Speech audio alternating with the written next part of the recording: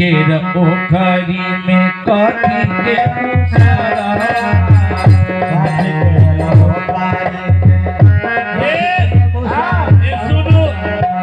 ये बाराती पूर गेला बाद में पूरे पहले एक बरातिया के शुरू करन।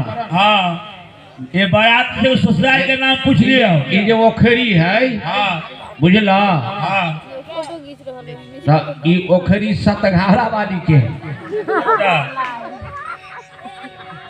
अत्यंत नंबर ओखरी है जे में 5 किलो धान के बैठ गए। अच्छा ये कोथगर थे ये कोथगर है।